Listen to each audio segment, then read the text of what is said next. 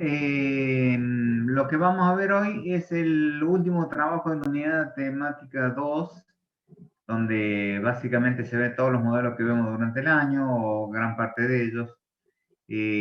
Particularmente en el práctico 2.2 tenemos para ver los motores en dos formas de controlar, según se elija, ya vamos a ver por qué, y los sistemas térmicos. Los motores de corriente continua funcionan por la interacción de las dos corrientes, la que circula por el estator y genera un campo, y la que circula por el rotor. La combinación genera un torque, un par mecánico que hace de que el eje del motor gire. Motores de corriente continua. Al estar presente dos tensiones, dos corrientes, surgen dos maneras de controlarlo, variando la corriente del estator o variando la corriente del rotor. Cuando varío la corriente del estator, los parámetros del rotor se mantienen constantes, y lo mismo, cuando controlo por rotor, los parámetros del estator son los que se van a permanecer sin variar. El práctico comienza con el trabajo, con el ejercicio 1, que dice: el siguiente esquema representa un motor de corriente continua controlado por campo. Encontrar la función de transferencia entre la posición angular del eje del motor y la tensión de campo, sabiendo que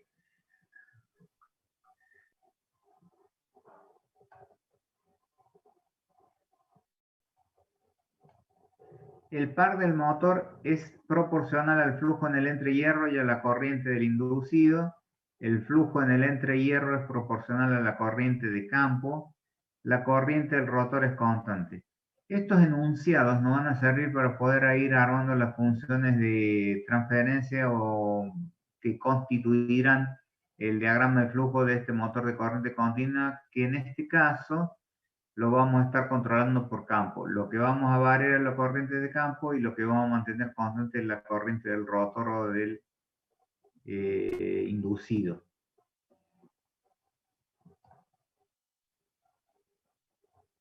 Luego de encontrar la función de transferencia, evaluarla con los siguientes datos.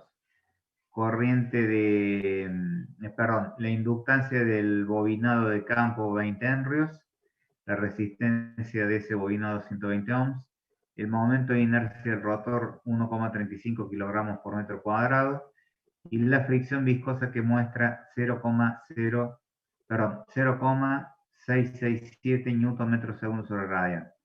Para determinar la constante de par del motor, tener en cuenta que cuando se aplica un escalón de 110 voltios, el motor gira en régimen con una frecuencia angular de 1200 RPM. Ese último dato es porque nos está faltando un dato en el ejercicio. Por lo tanto, da ese valor de velocidad angular en régimen en una unidad rara. Ya como los trabajamos, revoluciones por minuto. Rara, no es muy rara, pero es muy técnica. Y vamos a ir pudiendo determinar el modelo con todas las constantes usando eso. Bueno, ese es el modelo del motor de corriente continua controlado por campo. Vamos a tener un bobinado de campo que tiene una determinada resistencia, que es dato, y una determinada inductancia, que también es dato, y una corriente que va a variar con la tensión de entrada. Eso va a variar el campo que se induce sobre el rotor, y consecuentemente vamos a lograr distintas velocidades de acuerdo a la tensión de campo que apliquemos. En el campo, en el bobinado del inducido, tal cual como les dije, la corriente va a ser constante, la tensión va a ser constante, y se representa ese circulito que es el rotor, que constituyendo lo que vamos a ver en el otro modelo como una fuerza contraelectromotriz, pero eso ya es parte del otro modelo. Primero veamos esto. ¿Hasta acá alguna duda?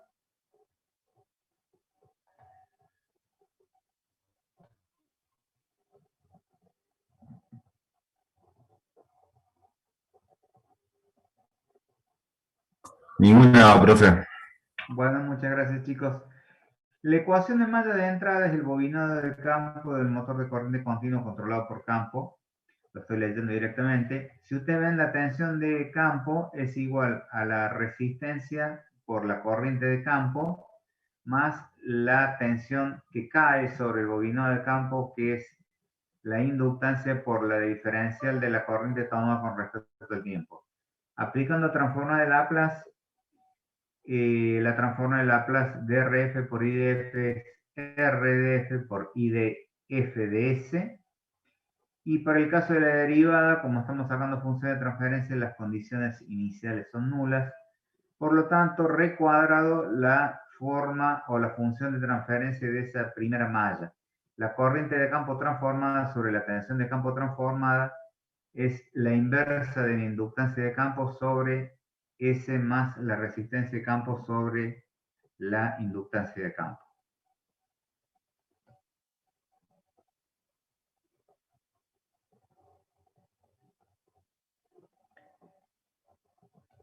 De los enunciados en sí dice de que el motor es proporcional al flujo en el entrehierro. Ese flujo en el entrehierro lo produce el estator y a la corriente en el rotor. O sea, el par que se genera es proporcional a lo que yo le decía, lo que producían ambas bobinas. En este caso, una bobina está produciendo un flujo de campo y en el rotor hay una corriente. A su vez, el flujo en el entrehierro depende de la corriente de campo y además la corriente de rotor es una constante en régimen para este tipo de controlador. Por lo tanto, el flujo es proporcional K' veces a I de F y la corriente del rotor es una constante K2. Estoy utilizando K, K' y K segunda para simplemente graficarles que se trata de distintas constantes, pero definitivamente todas son constantes. Así tendremos de que el par es proporcional, reemplazando todo. Acá, por el flujo en el entrehierro, que es K' por IDF, y ahí su A de T, que es K segunda. Todas esas K las agrupamos en una sola K, que es K sub T por IDF, en donde K sub T, la constante del par del motor, se expresa en newton metro sobre ampere, o sea, los newton metros, el par que me da por cada amperio que circula en esa bobina, y por lo tanto, la función de transferencia de ese bloque va a ser TdS sobre I sub FDS igual a K sub T.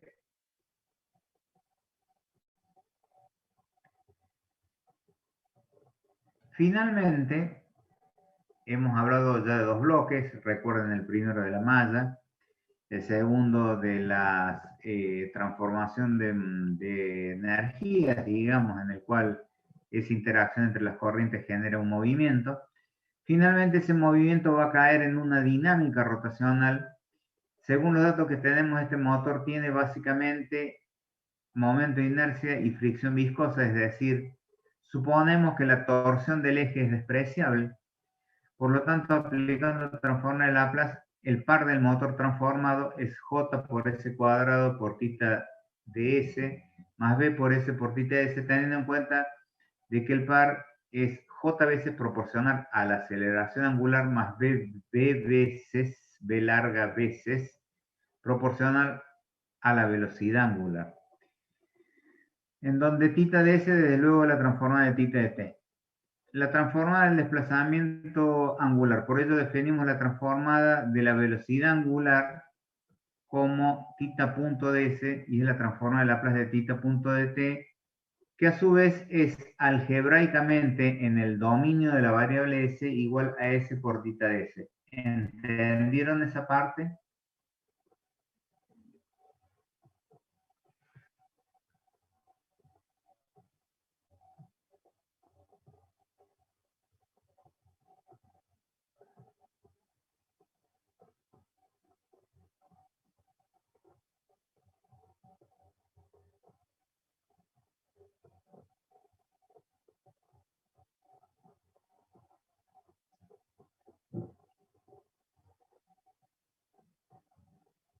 Hola.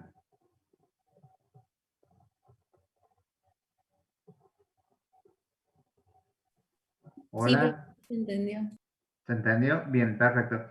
Bien, insistí en la pregunta, disculpen la demora, porque nosotros hemos obtenido para el bloque el desplazamiento angular y queremos trabajar la función de transferencia en función de la velocidad angular. No es nada complicado pasar de una variable a la otra teniendo en cuenta de que multiplicar por S en el dominio de la variable compleja S representa lo mismo que en el tiempo es derivar. Por lo tanto, TDS será JDS J por S en vez de por S cuadrado por tita.ds más B en vez de B por S por tita.ds. Comparando esta expresión de aquí arriba, con esta expresión de aquí abajo, una está expresada en función del desplazamiento angular, el otro en función de la velocidad angular, y ese último es el que vamos a usar.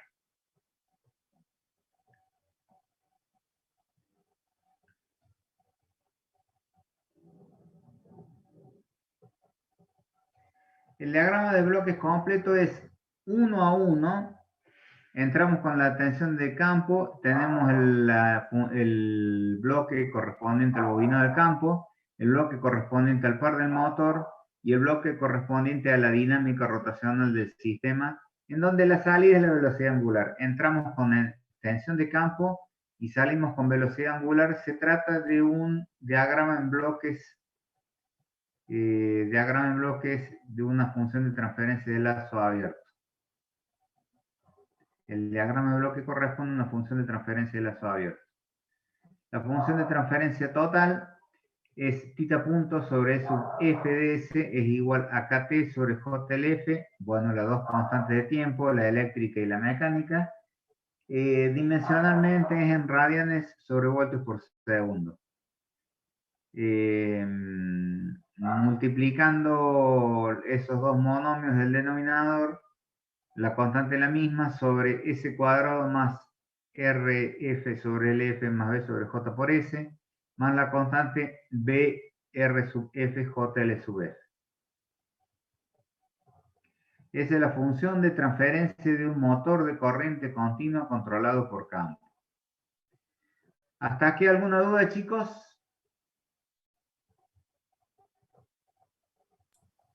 No, profe, ninguna. Bueno, muchas gracias. Seguimos. Evaluación de la función de transferencia. Se dispone de los siguientes datos que han sido dados en el ejercicio. Como se ve, no se dispone del valor de KT. Sin embargo, se dispone del dato de que el motor, cuando el motor se excita con una corriente continua de 110 voltios, gira en régimen a 1200 RPM. Para determinar a KT utilizamos el teorema de valor final, en donde la velocidad rotacional en régimen es el límite cuando t tiene infinito de tita punto de t, y es el que, por el teorema del valor final, es el límite cuando s tiende a 0 de s por tita punto de s. E sub f de t es una continua de 110 voltios, o sea 110 por 1 de t, por lo tanto E sub f de s, con esa E de t dada, va a ser E sub f sobre s porque es una constante, 110 sobre s. De la función de transferencia transformada, yo tengo de que tita punto de s es k sub t por E sub f sobre jl sub f y todo lo que se muestra ahí. Por lo tanto, aplicando el teorema de valor final, vamos a llegar, valuando con s igual a 0, de que la velocidad de régimen del motor depende de la constante par, la tensión de entrada en el bobinado de campo, la resistencia del bobinado de campo y la fricción que tenga el motor o el eje del motor. Por lo tanto, la constante K sub T del motor de corriente continua controlado por campo es R, la resistencia del bobinado de campo, R sub F, por la fricción viscosa del eje del motor o la fricción del motor por la velocidad en régimen del motor dividido la tensión de campo. De todo esto, tengo todos los datos menos acá sub T, que es lo que he despejado. Y voy a poner en MKS la velocidad de régimen. La velocidad de régimen es 1200 revoluciones por minuto. Un minuto corresponde a 60 segundos. Una revolución es una vuelta y corresponde a 2 pi radianes. Por lo tanto, si lo presento en el MKS, esas 1200 revoluciones por minuto son 125,66 radianes por segundo. Por lo tanto, KT es 91,93 Nm sobre Ampere, en donde todas las unidades, ahora incluida la velocidad en régimen del motor, están en MKS, entonces la multiplico directamente. Finalmente, creo yo, ahí me fijo bien, evaluamos la función de transferencia y es la que se muestra ahí. Bien, ¿alguna duda?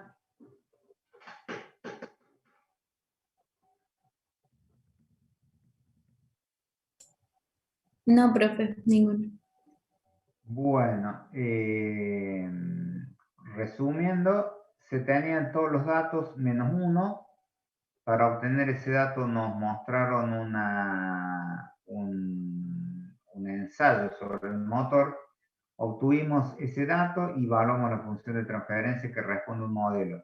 Ese modelo es una función de transferencia de lazo abierto y corresponde al motor de corriente continua controlado por campo. Bueno, vamos a ver el segundo.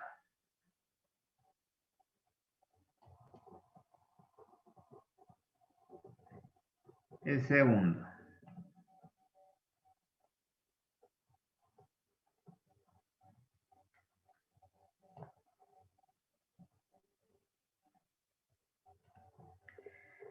Obtener la función de transferencia de velocidad-tensión de armadura. Armadura es inducido, rotor de armadura es exactamente lo mismo. Utilizando la hoja de datos del motor Inland TT4023, excluir la fricción estática, luego determinar la velocidad en régimen del motor en RPM y en radianes por segundo, determinar la corriente de armadura en régimen y la potencia utilizada por el motor en esta condición, excluir la utilizada por el estator para generar el campo, incluyendo la fricción estática, calcular la nueva velocidad en régimen del motor. Bueno, vamos a ver. Vamos a ver. Solución del ejercicio 2 y los datos del motor de corriente continua. Está todo subido esto a la autogestión, por ahí ya lo han visto, y yo creo que batir récord no la vez que más rápido lo he puesto.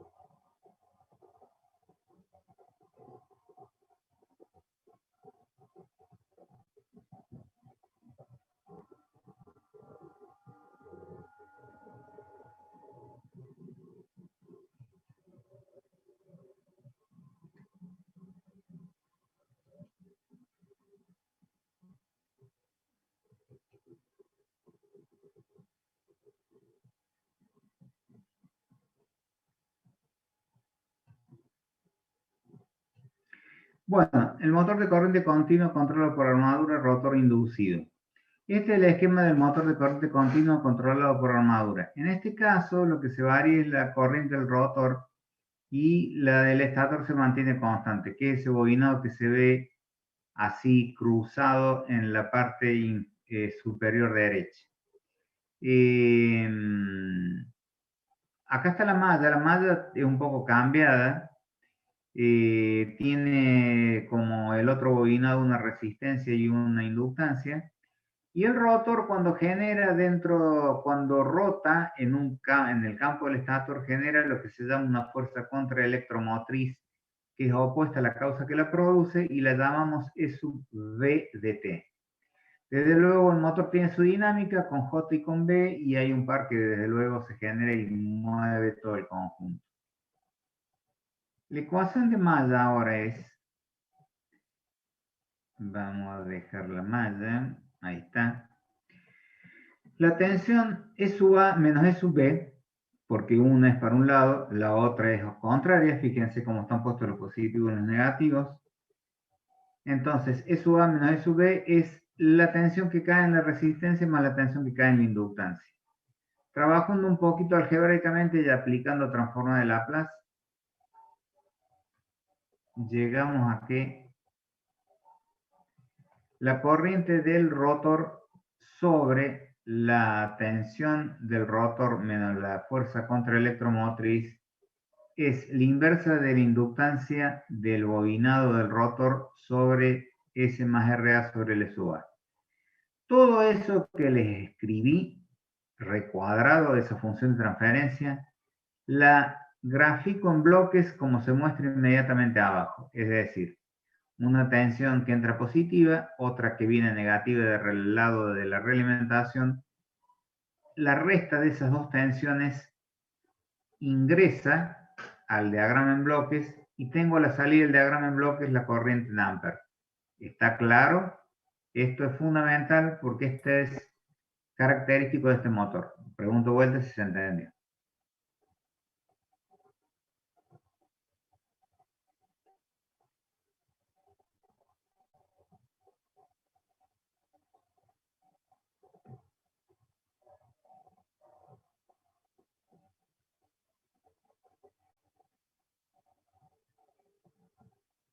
¿Se entendió? Sí, profe. Bien.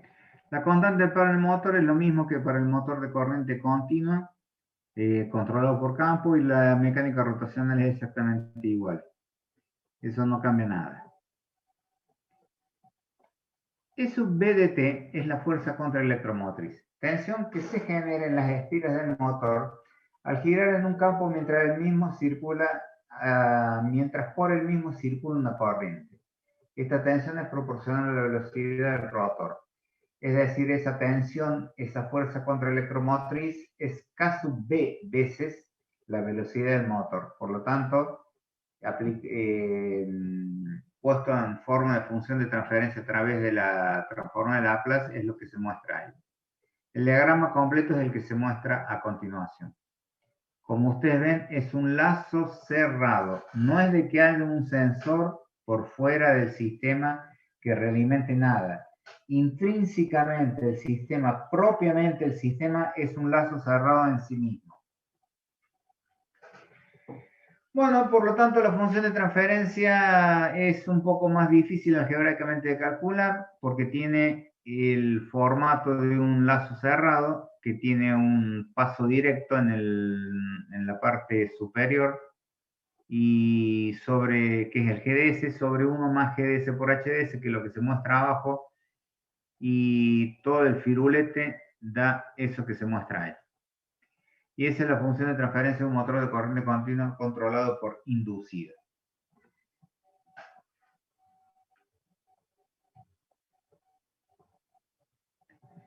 Cálculo de velocidad en régimen. K sub T es el torque del motor,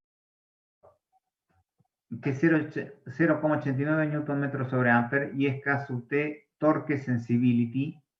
Y vamos a los de datos.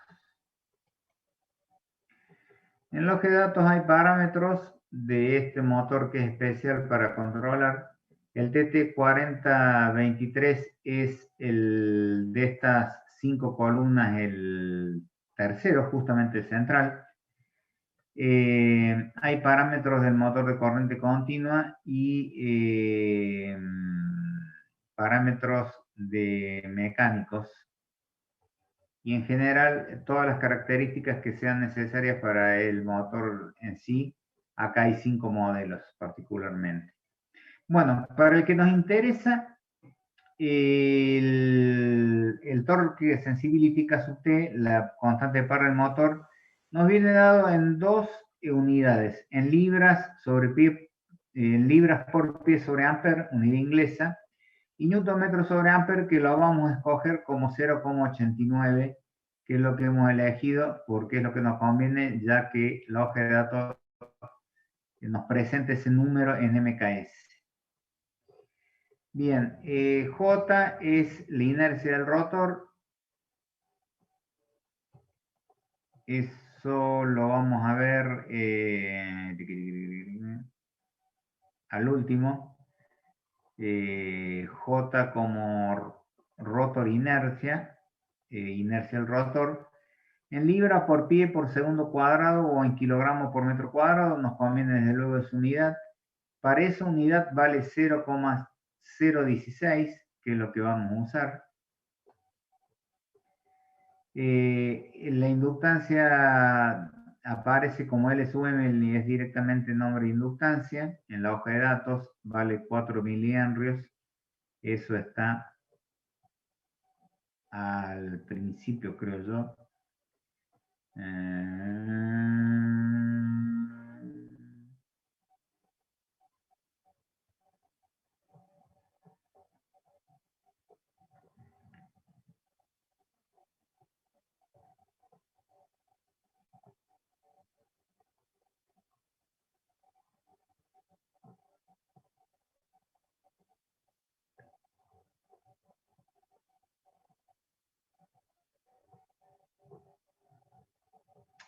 Bien, acá lo encontré.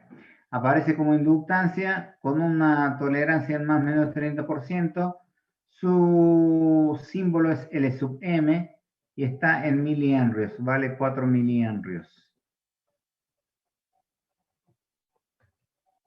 Bien, R sub A es 0,57, aparece como DC resistance a 25 grados. DC resistance a 25 grados.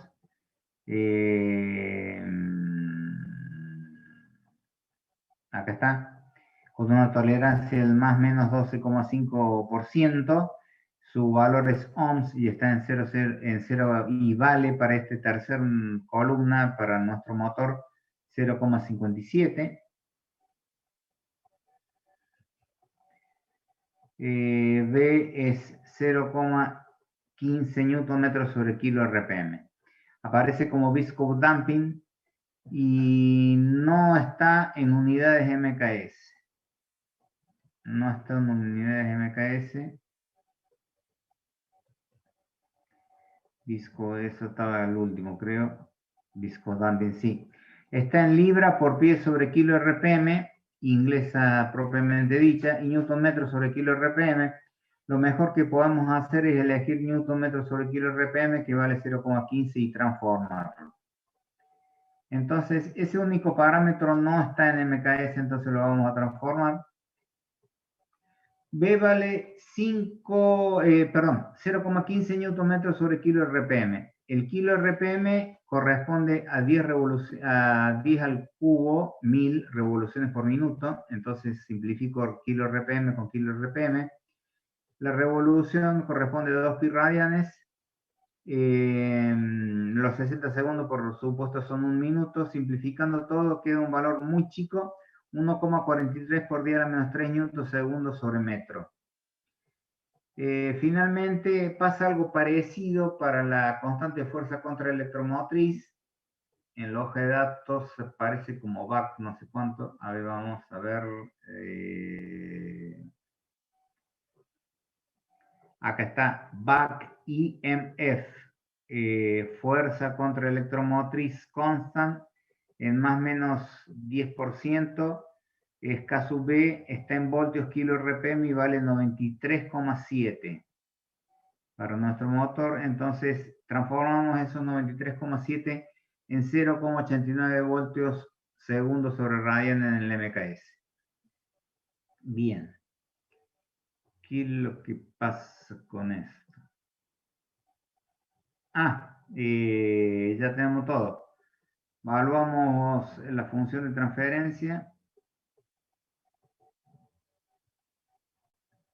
No, no tan rápido, no tan rápido, no tan rápido.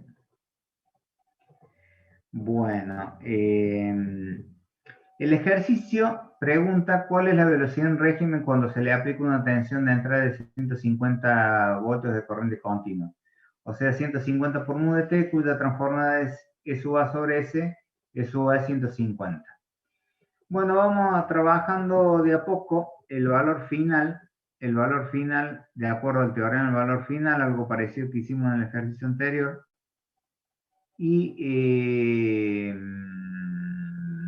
les voy a mostrar, antes de mostrarles los números, de que aplicando el teorema del valor final, la velocidad en régimen es la tensión de entrada por la constante del motor sobre la fricción viscosa del eje del motor por la resistencia del bobinado del inducido, por K sub T, que es la constante de par del motor, por K sub B, que es la constante de fuerza contraelectromotriz.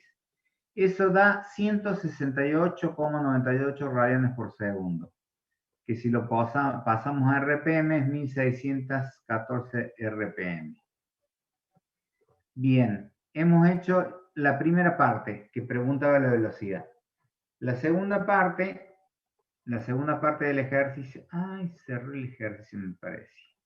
Vamos a abrir el ejercicio de vuelta.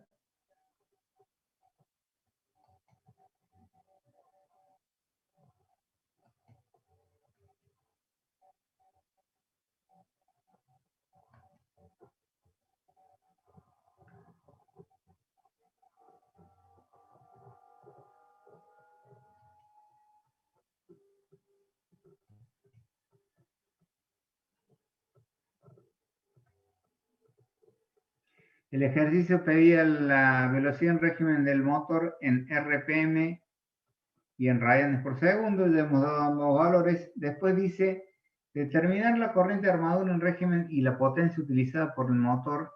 En esta condición, excluir la potencia utilizada para generar el campo, es decir, determinar la corriente en régimen de armadura y la potencia, es decir, que tengo que encontrar la corriente en régimen. Para eso tengo que hacer un cambio en el diagrama en bloques.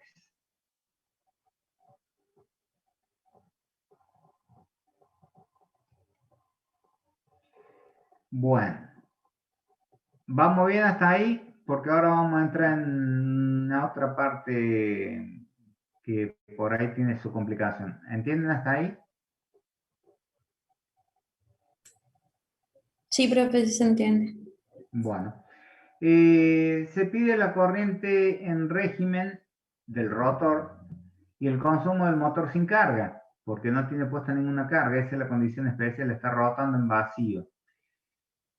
Por ello dibujaremos nuevamente el diagrama en bloques con la corriente de armadura en salida. Fíjense, este diagrama en bloques, qué distinto que es al original. Desde luego que también tiene muchas semejanzas, pero tiene como salida la corriente al rotor. ¿Qué es lo que hice para lograr esto? Vamos a tratar de ver el original.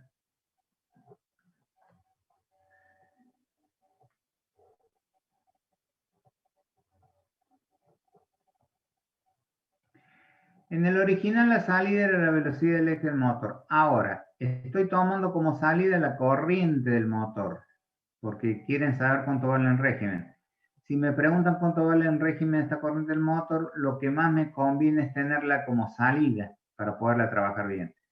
Entonces, lo que hemos hecho es tomar la salida de ahí y pasar estos dos bloques a la realimentación. ¿Se entiende?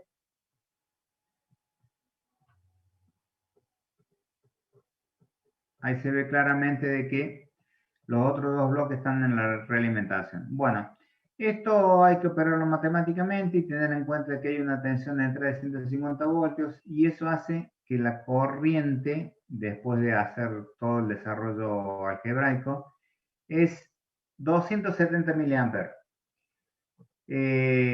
Como la tensión de entrada es 150 voltios, la potencia consumida es 40 vatios, es una bombita eléctrica. Es una potencia muy chica porque son motores muy chicos y realmente son muy buenos. Y además está gastando energía solamente en vencer las fricciones propias del eje del motor para poder rotar. Para eso, en este motor solo hacen falta 40 vatios. ¿Alguna pregunta?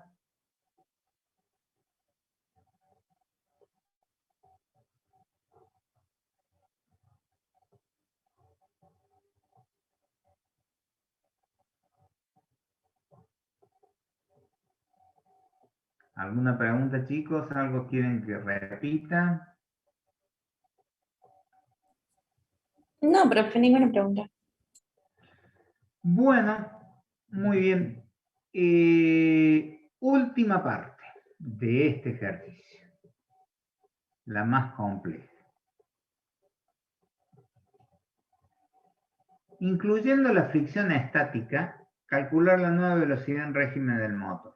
Bueno, nosotros en algún ejercicio, no me acuerdo cuál, pero de la primera unidad, vimos que si un sistema es lineal, se le puede aplicar el teorema de la superposición de los efectos, es decir, considerar una excitación, a la otra considerarla cero y sacar la función de transferencia. Después hacer al revés y al último sumar ambos efectos.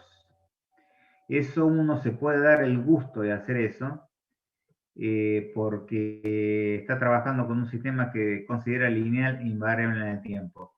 Tengan en cuenta que la curva de un simple diodo ya no responde a esta característica y sumarle dos tensiones linealmente no nos va a llevar a dos corrientes proporcionales, porque casualmente la curva del diodo no es lineal. Entonces, acá sí nos damos este gusto. Menos mal, porque si no...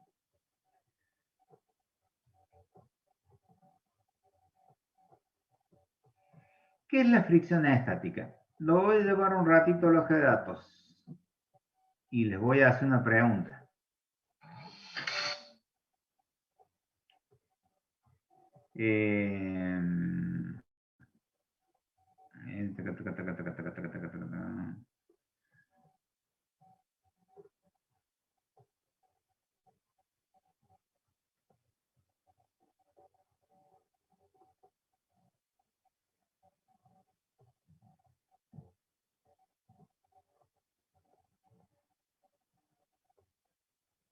Bien.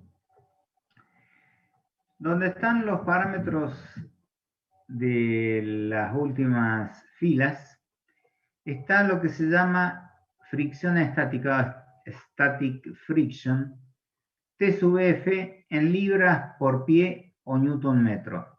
Para nuestro motor vamos a elegir 0,65 porque está en newton metro ya unidad de MKS. Pregunta fundamental. ¿Qué es lo que es, teniendo en cuenta lo que es dimensionalmente, que ya se los acabo de decir y lo estoy mostrando ahora, qué es o cuál es la naturaleza física de qué se trata la fricción estática? Si se mide en newton metro.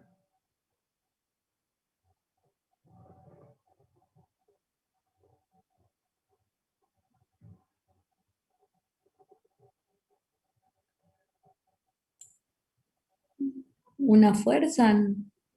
Un par, Ah, newton por metro.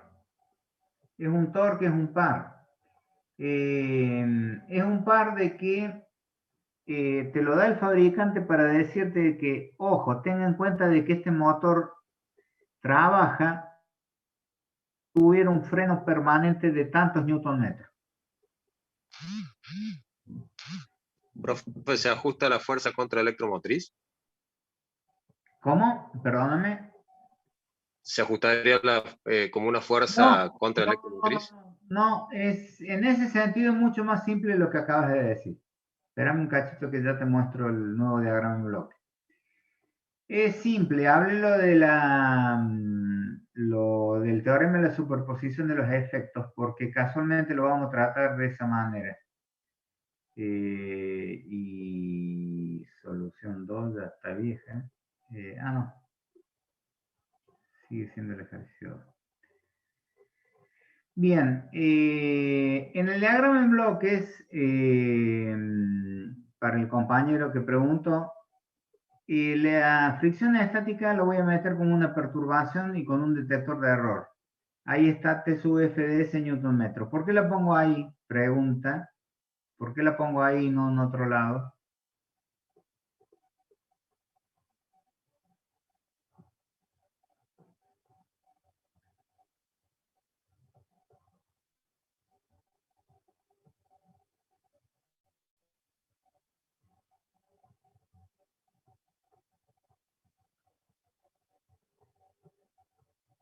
Vuelvo a hacer la pregunta. Fricción estática es un par que frena el eje del motor y lo voy a reflejar como algo que frena el motor.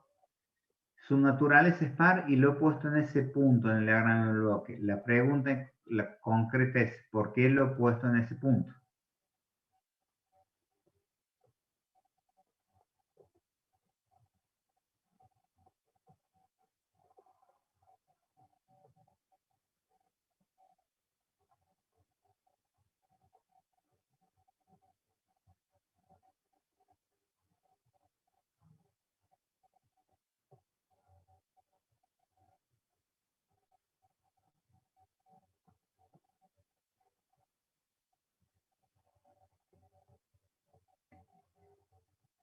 ¿Nadie se da cuenta?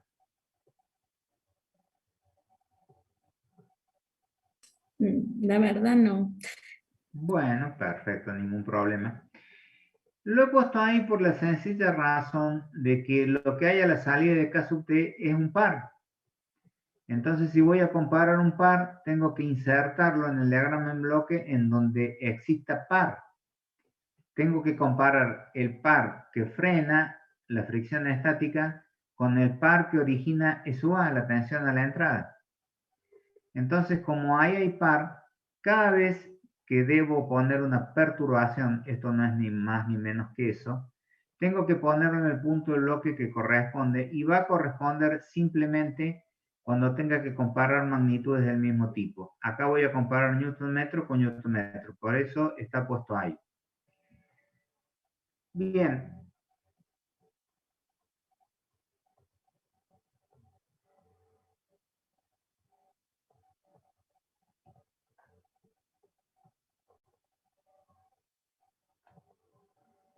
tratamos con un diagrama en bloques de un sistema lineal con dos entradas, por lo tanto se puede aplicar el teorema de la superposición de los efectos. Voy a sacar eso a θ.ds, la velocidad del eje del motor, con la tensión de rotor de entrada, considerando que la fricción es cero. Eso ya lo saqué, lo hice al primer ejercicio. Lo que no hice fue sacar la relación entre la velocidad y la fricción estática cuando la tensión del rotor es cero. Y para ese caso, imagínense, ¿están viendo por dónde ando con el mouse o con la crucecita?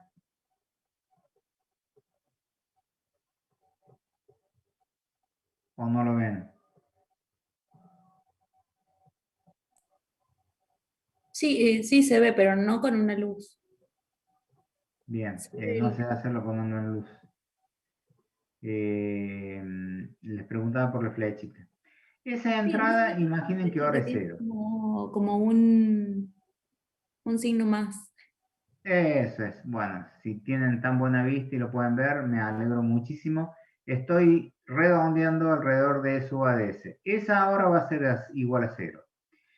Cuando esa sea igual a cero, este signo negativo va a quedar suelto y lo voy a reflejar en este diagrama en bloque. Y me va a quedar, contrariamente a lo que tenía el diagrama de lazo cerrado original, la fricción estática con un solo bloque a la salida y 3 a la realimentación, que va a ser negativa porque traslado ese signo negativo. Bueno, eso es lo que le quería decir. Teniendo en cuenta eso, entonces queda un solo bloque en la entrada y los 3 bloques a la salida, y este es el resultado de la velocidad de régimen con la fricción estática cuando la tensión de entrada es igual a cero. Entonces,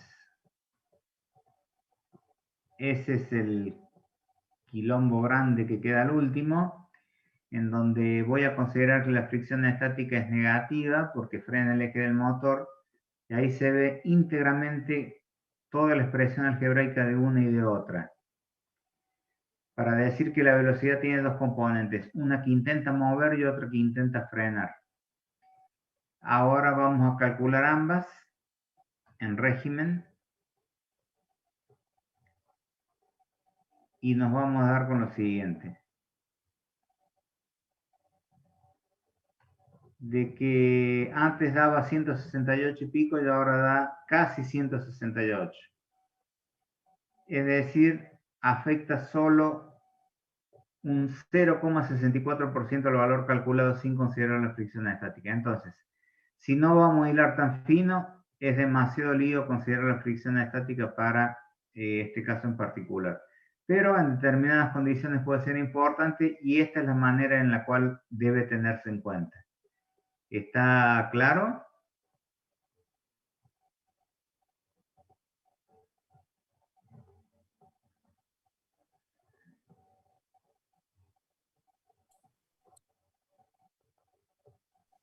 Sí, ingeniero. Sí, sí, profe. Bueno.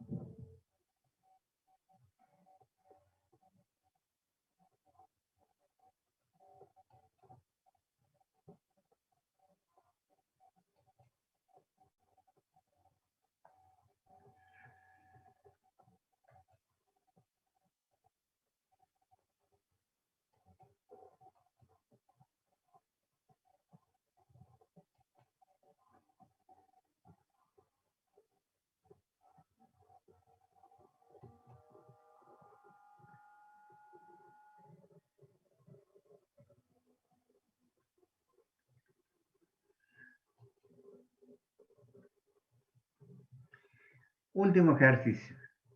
En la figura se representa un tanque de agua de 100 litros de capacidad. Está dotado de un calefactor para calentar el líquido y de un agitador para mantener homogénea la temperatura del tanque. Por el recipiente circula un caudal de 1 decímetro cúbico por segundo y la temperatura de ingreso es 0 grado positivo. Esto quiere decir, o intenta para que ajustar el razonamiento para que decir de que el agua siempre ingresa en fase líquida. No hay que gastar calor para transformar hielo en agua.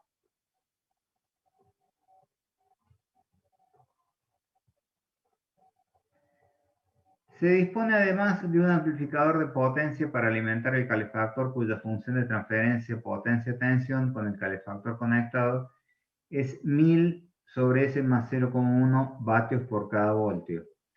Se instaló además un sensor de temperatura en contacto con el agua de 1 voltio por grado centígrado. Considerando que la aislación es perfecta y la temperatura del interior homogénea, construir con los elementos mencionados un controlador de temperatura que permita controlar la misma en el interior del tanque con una tensión de referencia subres T, usar un detector de ganancia de error, usar un detector de error de ganancia unitaria. Luego de esto, con una tensión de referencia de 10 voltios, determinar el valor en el que se estabiliza la temperatura del agua y cuánto tiempo tarda en ello. Eso lo vamos a ver después, o ustedes lo van a repasar después porque hay que dar un práctico antes con algunos conceptos nuevos. Pero bueno, eso es solamente para una pregunta, pero todo lo demás lo podemos hacer. Bueno, vamos a ir armando bloque a bloque todo el sistema. Sabemos por qué es dato el calefactor que tenemos. Ese calefactor nos da voltios por vatios.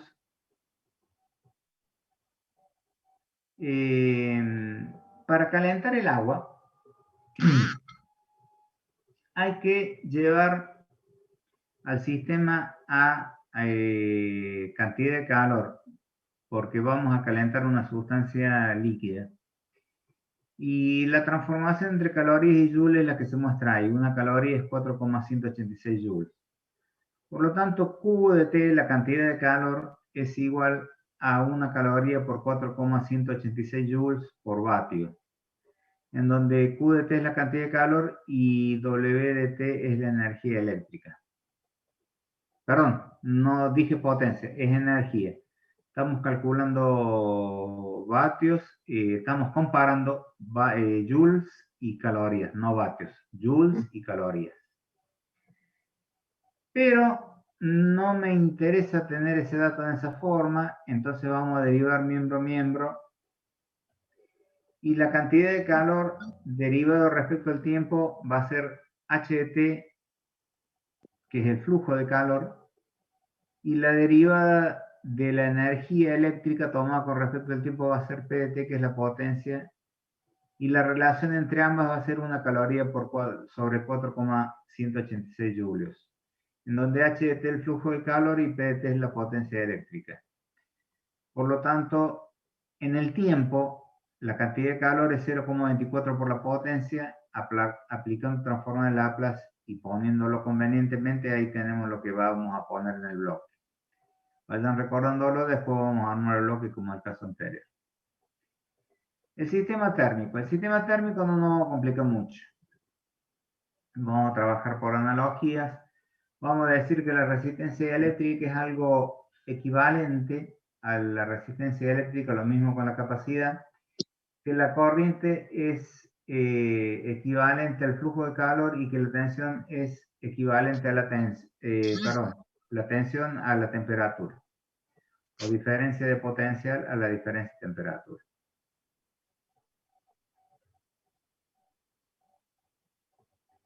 Bien, otra consideración importante. La realidad no es tal cual como lo vamos a expresar, pero sí hay algo que vamos a tener un poco razón. Si tenía un calefactor para mover todo y poner todo a la misma temperatura y el equivalente a la temperatura es la tensión, vamos a tener que usar un circuito en donde todos sus componentes están a la misma tensión. Por eso, para modelizarlo, en vez de usar un circuito serie, vamos a usar uno paralelo donde tanto lo que represente la resistencia como lo que represente la capacidad térmica van a estar a la misma temperatura, le hace eléctricamente equivalente al mismo potencial. ¿Están de acuerdo?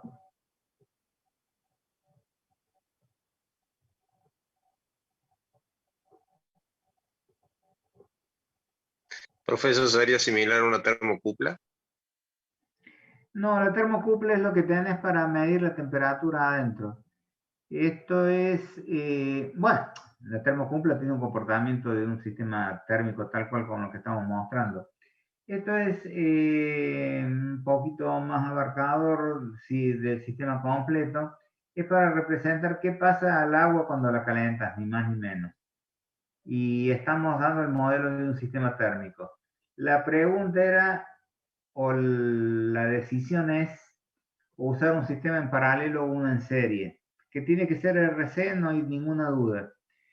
Pero usamos el paralelo porque consideramos en el análisis de que todos los componentes, capacidad térmica y y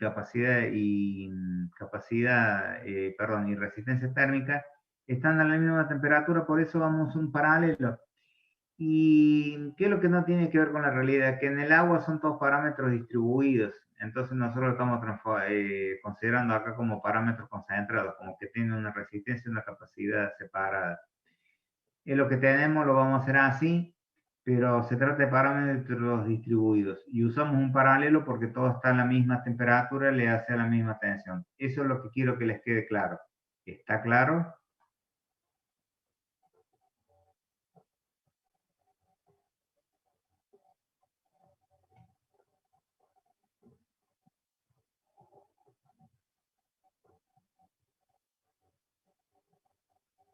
¿Alguna duda? ¿Sigo? ¿Explico algo de vuelta? Sí, profe. Bueno. Entonces, si un circuito paralelo, la tensión es la tensión que adquiere el agua menos la tensión inicial con la cual entra. Esto sería diferencia potencial, pero la tensión o temperatura con la cual entra es cero. Por lo tanto, H de T, que es el flujo de calor equivalente a la corriente eléctrica, es la corriente total y es la suma de la que se va por el capacitor y la que se va por la resistencia. La que se va por el capacitor es CDT, la capacidad térmica por la derivada de la temperatura tomada con respecto al tiempo, y la que se va por la resistencia es 1 sobre la resistencia térmica por la temperatura. Aplicando transforma de Laplace, bueno, tenemos lo que se muestra ahí.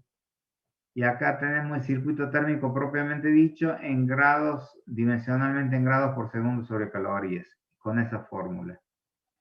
Bueno, y ahora discutir un poco qué son CDT y RDT. RDT es la resistencia térmica y depende de la sustancia en sí y del caudal. RDT es la inversa de la densidad del líquido, el agua, por el caudal por C sub E, que es la cantidad de calor. Esto es 1 kilogramo por decímetro cúbico, por 1 decímetro cúbico por segundo, que es el caudal, por 1 caloría por grado por segundo, y voy a multiplicar por miligramos, que es el equivalente a 1 gramo, para poder simplificar las unidades. Me va a quedar que la resistencia eléctrica en MKS es igual a 10 a la menos 3 segundos por grado centígrado sobre caloría. En lo que hace a la capacidad térmica es la masa por el calor específico. La masa es la densidad por el volumen. La densidad es el agua, el volumen era un tanque de 10 litros, de 100 litros, 100 litros son 100 decímetros cúbicos. Bueno, operamos en MKS y llegamos finalmente que la función de transferencia es la que se muestra ahí, 10 a la menos 5 sobre S más 0,01. El sensor de temperatura es 1 a 1, 1 voltio por grado centígrado. El error de ganancia unitaria va a comparar la referencia con la realimentación, y aquí está el sistema completo, en donde tenemos el calefactor, la conversión de energías para pasar de potencia eléctrica a flujo de calor, el sistema térmico propiamente dicho y el sensor que realimenta la temperatura. Bueno, un lazo cerrado, le aplicamos la fórmula y esta es la función de transferencia resultante. Cuando le ponemos 10 voltios a la entrada, en régimen llegamos a 7,06 grados centígrados. Falta el tiempo que tarda, pero para eso hay que saber otra cosa, que es los sistemas de segundo orden. ¿Se entendió este último?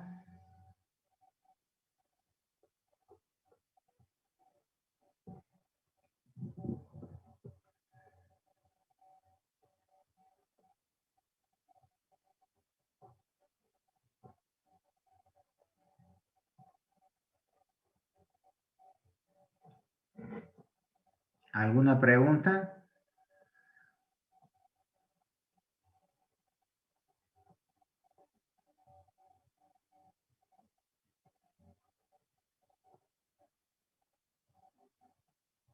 ¿Alguna pregunta? Repito alguna partecita.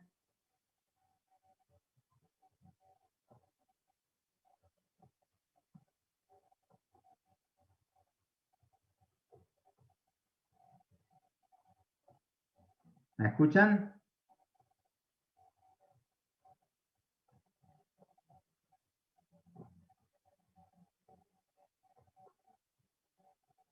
Hola, hola.